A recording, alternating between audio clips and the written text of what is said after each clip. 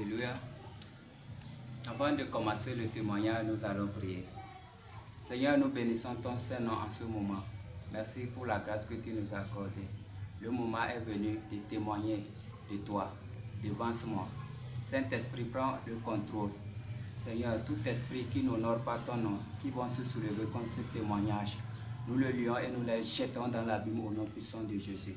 Seigneur, fortifie quelqu'un, fortifie une soeur, fortifie un frère, qu'à travers ce témoignage, que le peuple de Dieu et tout le monde entier vienne à toi. Merci Seigneur, parce que tu as exaucé. Amen. Et je vais me présenter avant de commencer le témoignage. Je me nomme Augustin Aboman. Dieu m'a fait grâce. Aujourd'hui, je suis enfant spirituel du Père des Nations. Le Seigneur m'a fait grâce et m'a donné des révélations que je vais partager avec vous. J'ai 6 témoignages à partager avec vous. Ces témoignages sont courts. Nous allons suivre ça ensemble. Mais avant d'aller au témoignage, nous allons lire quelque chose dans Matthieu 10, verset 27. Je lis la parole de Dieu au nom puissant de Jésus-Christ de Nazareth. Ce que je vous dis dans les ténèbres, dites-le en plein jour. Et ce qui vous est dit à l'oreille, prêchez-le sur les toits. Amen. Le Seigneur m'a fait grâce, il m'a révélé les choses cachées comme je viens de vous le dire. Donc, sans plus tarder, nous allons commencer le témoignage. Premier témoignage. Le Seigneur m'avait révélé une fois, nous étions dans un champ, on labourait le champ là. Et dans ce champ, il y avait une place réservée à un serviteur David. Puisque vous et moi, nous avons appris qu'un jour, le roi David viendra régner dans le pays. Et cette place était réservée à ce roi. Maintenant, quand nous avons fini de labourer, moi je cherchais à voir quel est ce David qui va venir occuper le trône. Soudain, une voiture apparut et c'est le Père des Nations, apôtre Duflé Gabriel, qui est sorti de la voiture pour occuper ce trône. Et quand il est venu occuper le trône, j'ai vu un pasteur qui est venu pour le féliciter parce qu'il est devenu président. Ce pasteur dont je vous parle, c'est un grand pasteur. Il est l'Assemblée de Dieu, que je ne vais pas appeler son nom. Et il fait partie du bureau exécutif national. Quand il est venu féliciter le Père des Nations, il lui donnait des versets. Toutefois, en le félicitant, en s'appuyant sur la Bible. Chose étonnante, le Père des Nations lui a respecté les choses plus claires que lui-même donnait au Père des Nations. Bien que lui, il a fait sa formation pendant des années en théologie. C'est là que le rêve s'est terminé. Bien-aimé, le Seigneur fait grâce à qui il veut. Le Père des Nations n'a jamais suivi une formation, mais le Seigneur l'instruit directement. Le Seigneur veut que toi et moi, nous soyons sauvés. C'est pourquoi il a choisi quelqu'un. Bien-aimé, si vous doutez de ces explications, de ces paroles qu'il vous donne, croyez que c'est le Seigneur Jésus qui l'a appelé et c'est lui qui l'instruit. Soyez bénis. Amen.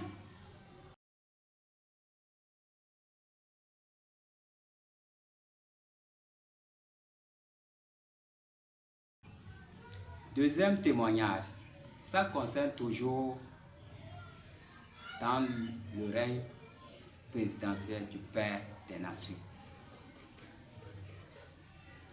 Un jour, j'ai vu dans la révélation, une puissance d'en haut qui est descendue, frapper le président Gnassingbé Eyadema sur son trône. Et cette puissance était forte. Tous les généraux, soldats qui étaient autour de lui, se sont dispersés. Et je me demandais dans le rêve, mais ce n'est pas Gnassingbé Eyadema qui est au pouvoir. Pourquoi c'est lui qui s'est frappé? Et maintenant, on m'a donné la réponse dans le rêve en me disant, la puissance que tu vois, c'est la puissance de son Père. Et c'est cette puissance du monde qu'on a établie. Et c'est sur ça qu'on est assis. C'est là la révélation est terminée.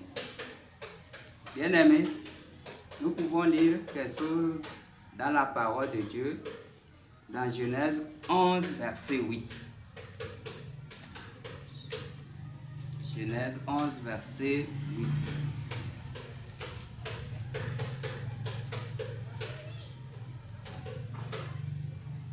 Je lis la parole de Dieu au nom puissant de Jésus-Christ de Nazareth. Et l'Éternel les dispersa loin de là sur la face de toute la terre. Et ils cessèrent de bâtir la ville. Amen. Bien-aimés, c'est le Seigneur qui disperse. Il a donné des promesses à cette nation qu'il va passer par quelqu'un pour rassembler ses enfants. Tôt ou tard, la parole de Dieu le confirme. Et le Seigneur a donné des révélations. Ce n'est ni à moi seul, mais aux gens qui m'ont devancé. Ils l'ont reçu. C'est une confirmation que le Seigneur vous donne. Donc, que Dieu vous bénisse. Soyez éveillés.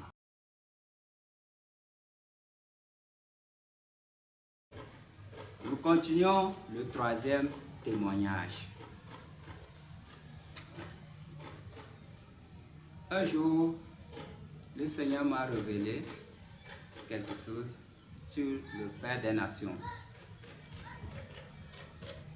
Il y a de nombreuses personnes qui se sont levées pour faire une étude et d'enquête pour voir la puissance que le Père des Nations utilise est de Dieu ou bien il est allé prendre ça ailleurs.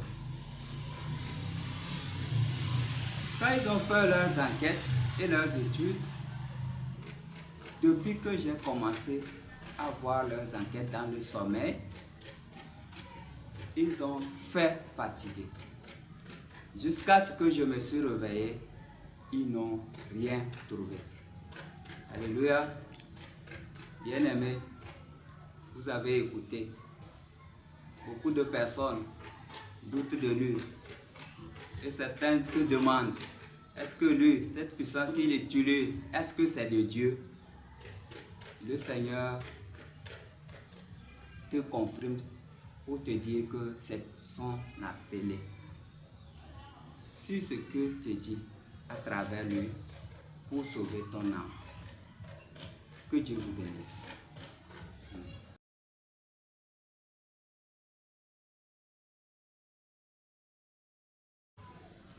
Nous continuons sur le quatrième témoignage. Le quatrième témoignage concerne que moi. Je vais vous dire ce que le Seigneur m'a révélé. J'étais sur les rails une fois et il y avait un train qui venait. Soit je devrais être écrasé, soit je devrais rentrer dans le trou pour être enterré. Bien aimé, vous voyez les deux options. C'est la mort. Qu'est-ce qui s'est passé? Soudain, je me suis retrouvé dans notre maison, chez mon papa, qui habite au Togo, précisément à Blita. Quand j'étais arrivé, le papa est venu. Il me dit de changer mes habits sales pour qu'on puisse effectuer un voyage. Et quel était le voyage? C'était pour aller au ciel. Il était clair pour me dire que c'était le voyage du ciel qui me parle. Et il m'a dit que la trompette va très bientôt sonner. Pour moi, je pensais que c'est mon papa qui me parle, parce qu'il est diacre des assemblées de Dieu. C'est là, la voix me dit dans le rêve, non, ce n'est pas ton papa, mais c'est le Seigneur Jésus-Christ qui te parle. Et il a continué à me dire de laisser le mensonge de Benoît et Songwe. C'est pas fini. Il me dit, c'est lui qui a parlé dans Acte 2, verset 17, que nous pouvons lire ensemble. Acte 2, verset 17. Je lis la parole de Dieu au nom puissant de Jésus-Christ de Nazareth. Dans les derniers jours, dit Dieu, je répandrai de mon esprit sur toute chair. Vos fils et vos filles prophétiseront, vos jeunes gens auront des visions et vos vieillards auront des songes. Amen. Bien-aimés, nous sommes dans ce temps-là. Le Seigneur a promis qu'il va déverser son esprit sur toute chair. Les révélations qu'on vous donne aujourd'hui, c'est ce temps-là. Il confirme ce qu'il a dit dans sa parole. Quand il m'a parlé, il m'a montré aussi un rouleau. Il me dit ça, c'est un rouleau de mensonges. Que de laisser carrément le mensonge. Bien aimé, comme je vous le disais, ça concerne ma vie. J'étais en habit sale, mais le Seigneur me dit d'enlever les habits sales pour qu'on puisse effectuer le voyage céleste. Dieu te parle, toi ma soeur, toi mon frère. Je ne sais pas quel habit tu portes actuellement. L'habit sale, il n'y a pas de petit péché. Simple mensonge que tu fais. Nous devons nous repentir. La convoitise, l'impudicité, le vol, nous devons tout arrêter pour venir en Jésus-Christ. Et nous pouvons lire comment Satan accusait aussi un de nos prédécesseurs dans la Bible, dans Zacharie 3, verset 1 à 3. Nous pouvons lire ça. Je lis la parole de Dieu au nom puissant de Jésus-Christ de Nazareth. Il me fit voir Josué, le souverain sacrificateur, debout devant l'ange de l'Éternel, et Satan qui se tenait à sa droite pour l'accuser. L'Éternel dit à Satan, que l'Éternel te réprime, Satan, que l'Éternel te réprime. Lui qui a choisi Jérusalem, n'est-ce pas là un tisson arraché du feu? Or, Josué était couvert de vêtements sales. Écoutez bien, couvert de vêtements sales. Et il se tenait debout devant l'ange. L'ange prenant la parole, dit à ceux qui étaient devant lui, ôtez-lui les vêtements sales. Puis il dit à Josué, vois, je t'enlève ton iniquité et je te revêts d'habits de fête. Amen. Bien-aimé, c'est une requête. Tu vas prier au Seigneur sur ce verset de t'enlever l'habit sale et de te revêtir d'un habit de fête qui peut te permettre de voyager au ciel. Soyez bénis. Alléluia. Nous continuons sur le 5e témoignage. Un jour, le Seigneur m'a fait voir dans notre cellule quelque chose que je vais partager avec vous. J'étais une fois, j'allais dans la cellule, là où on adore, à Lomé. il y a un monsieur qui venait derrière moi, il m'appelait. Je me suis posé la question, ah, qui me connaît dans cette cellule?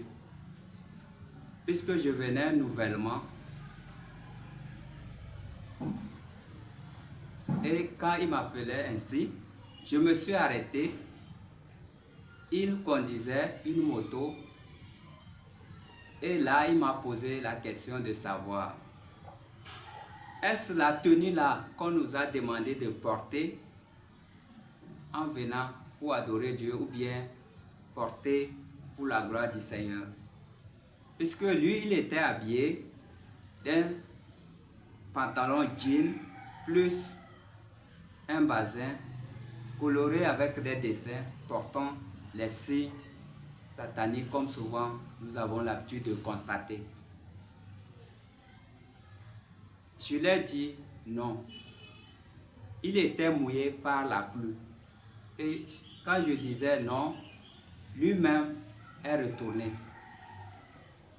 Non, parce que quand je l'ai vu, s'il était conforme aux autres, il n'allait pas être mouillé par la pluie. Parce qu'il ne se conformait pas, c'était pour cela. Et il est retourné. Et quand je suis arrivé dans la cellule, il y avait un monsieur proche de la cellule. Ce monsieur, qu'est-ce qu'il faisait? Il préparait des bénédictions pour ces personnes qui sont dans la cellule. Dieu m'a fait grâce, j'ai vu des terrains, des brebis, des richesses, beaucoup. Quand il a fini de préparer ceux qui étaient dans la cellule, il a pris certains pour déposer là où il avait préparé. Et ces personnes, quand vous allez les voir, ils avaient une joie tellement immense. Et la personne nous posait la question à savoir, d'aller se renseigner, voir que la bénédiction qui nous a préparée là, est-ce que l'apôtre Paul les a reçus avant de partir ou bien de quitter sur cette terre? Et il continuait aussi à dire, c'est ça qu'on appelle quelqu'un est source de bénédiction pour sa famille. Et ce que j'ai constaté, toi tu peux utiliser ces richesses, ces biens, ça ne va pas finir. Donc c'est là, la révélation s'est arrêtée. Dieu ne change pas, il est le même hier, aujourd'hui et éternellement, comme dit sa parole. Il a promis de bénir Abraham. Abraham a été béni ou pas? Abraham a été béni. Si nous lisons sa parole dans Genèse 12, nous allons lire Genèse 12, verset 2. Je lis la parole de Dieu au nom puissant de Jésus-Christ de Nazareth. Je ferai de toi une grande nation, et je te bénirai. Je rendrai ton nom grand, et tu seras une source de bénédiction. Source de bénédiction. Bien-aimé, toi qui as choisi d'adorer le Seigneur et dans la sainteté, les gens sont en train de te haïr, de te détester, de te persécuter. Toi, il faut les aimer. Si tu continues sur ce chemin, le Seigneur a des bénédictions pour nous. Donc, il faut avoir la foi. Continuez sur ce chemin. Toutes ces promesses qu'il a dites seront tôt ou tard s'accomplir. La parole de Dieu ne change pas. Nous pouvons lire aussi Psaume 115, verset 13. Là, il est écrit. Nous lisons la parole de Dieu au nom puissant de Jésus de Nazareth. Il bénira ceux qui craignent l'Éternel, les petits et les grands. Amen. Il dit, il va bénir ceux qui craignent l'Éternel, les petits et les grands, sans distinction. Sans distinction. Seulement ceux qui craignent l'Éternel. Bien-aimé, toi et moi, c'est un appel pour toi de craindre Dieu de tout ton cœur. Allez jusqu'au bout. Soyez bénis.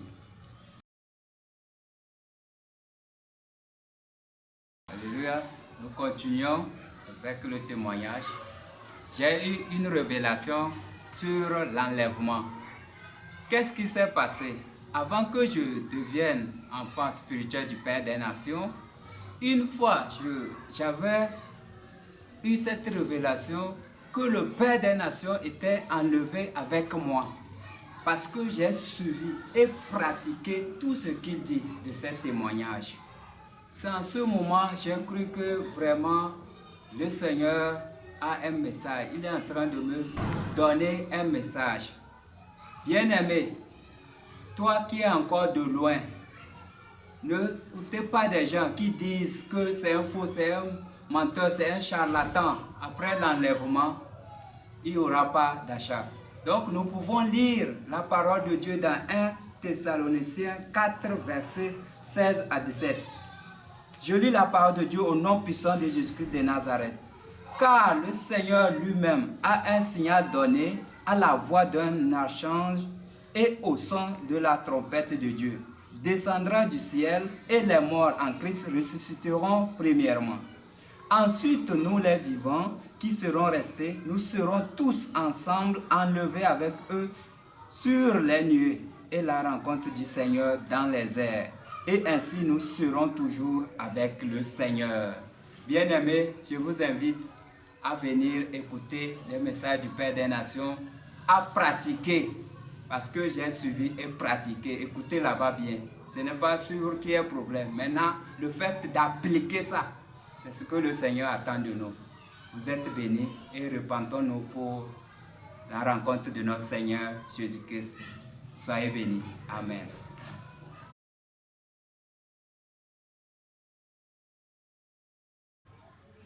Bon, nous sommes pratiquement à la fin de notre témoignage. Je termine avec le dernier témoignage. Ce témoignage, je l'ai reçu quand on était sur la montagne, lors du séminaire mondial qu'on avait organisé dans le mois d'août. Qu'est-ce que le Seigneur m'a révélé?